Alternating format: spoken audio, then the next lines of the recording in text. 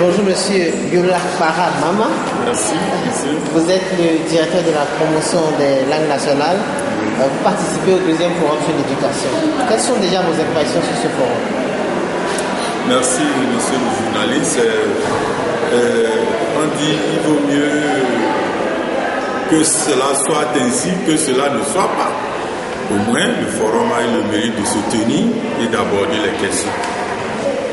Quant au volet qui me concerne, qui nous concerne, relative du moins à l'alphabétisation, à la promotion des langues nationales, je crois qu'il y a un certain nombre de choses qu'il faut préciser. En ce sens que ce n'est pas seulement les faiblesses qui ont été énumérées, mais le problème des langues nationales et de l'alphabétisation doit être vu de façon globale. Parce que c'est comme si vous avez un couteau en main. Le couteau peut servir à éplucher votre ignore, votre pomme, etc. Tout comme le couteau peut servir à faire des dégâts. C'est ça le problème. Donc, le blanc nous a mis à disposition un couteau. C'est à nous de savoir comment en faire usage. C'est comme ça que je vois le sujet. Justement, l'alphabétisation reste les parents pauvres du système éducatif. Merci. Avec à peine 1% du budget de l'éducation. Et quelles sont les ruptures que vous envisagez? Oui, les ruptures, c'est ce que j'ai dit. Il faut d'argent, mais que l'on m'excuse au-delà de toute la polémique politique, etc. La révision de la Constitution sur ce plan est nécessaire. En ce sens que l'article 1er alinéa 4 dit les langues nationales, la langue officielle du Bénin, c'est le français. Donc, il ne peut y avoir de travail aujourd'hui que si vous savez parler ni le français. Alors, mais le développement, il est où à partir de ce moment? C'est ça le problème. Donc, s'il y a une rupture, il faut que ça commence là-bas.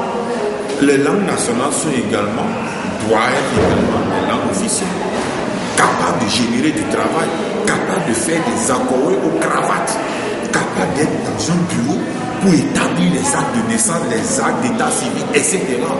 C'est ça la rupture. Justement, votre passion pour les langues vous a amené à publier un document aujourd'hui sur le Dendi. Parlez-nous un peu de ce document. Merci beaucoup. C'est, comme je l'ai intitulé, c'est un guide de transcription et de lecture du Dendi qui a été préfacé par le professeur Mawani Mathieu, enseignant à l'UAC.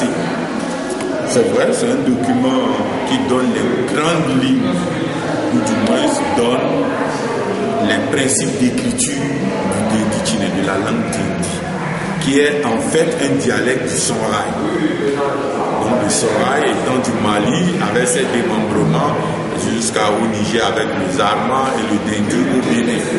Donc nous avons vu et on l'a compartimenté pour en faire un guide qui permette, dans le cadre de l'introduction des langues nationales dans le système éducatif formel, et même dans le cadre de l'introduction des langues nationales dans l'administration, puisque nous avons cette visée, la loi 99-029, je crois, du 15 janvier 2009, je crois, la loi sur la décentralisation a donné pour mission commune également d'introduire les langues nationales.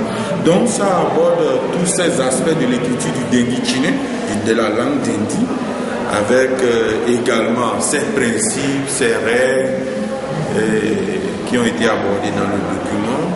Il y a des tests de lecture, il y a le calendrier lié à la semaine, au moment de la journée, de l'année, les calendriers lunaires, et enfin on a terminé par la terminologie grammaticale et la terminologie du calcul. Alors, quelle peut être l'utilité d'un tel document? Oui, merci. Un tel document pour l'utilité de permettre aux locuteurs Dendi, au Dendi Forum, pourquoi pas aux autres langues, de connaître comment est-ce que la langue Dendi fonctionne lorsqu'on veut l'écrire.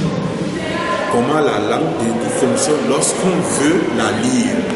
Puisqu'il y a les principes de lecture, les principes d'écriture. Et ce n'est qu'une première partie de ce que nous voulons publier d'ici là.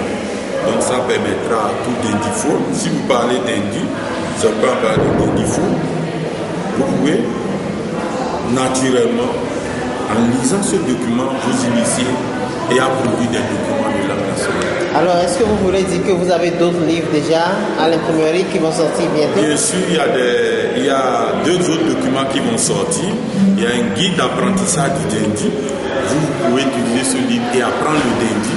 Il y a un deuxième document qui parle du Dendi Chine à l'école, 7 principes au regard du français.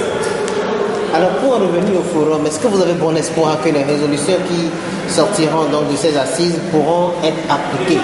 Et à quelles conditions?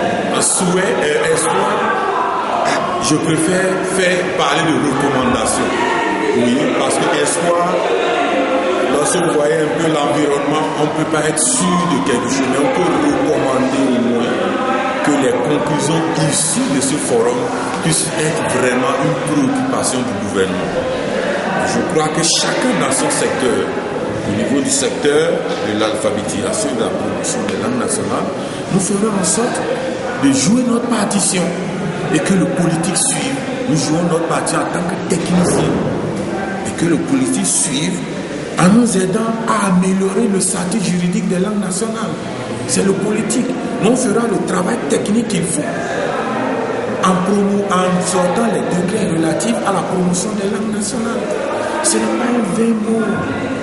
Aucun peuple. Tout à l'heure, on nous a parlé de la multiplicité des langues. C'est un faux problème. C'est un faux problème.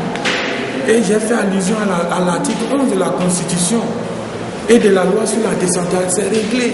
L'État se charge de promouvoir les langues d'intercommunication.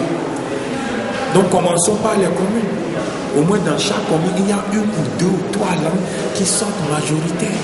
Pourquoi avons-nous peur? C'est ça le snobisme. Et c'est ça qui nous fragilise. Et bon, enfin, nous disons ce que nous pensons. L'histoire dira la vérité. Monsieur le directeur, merci. Merci, monsieur.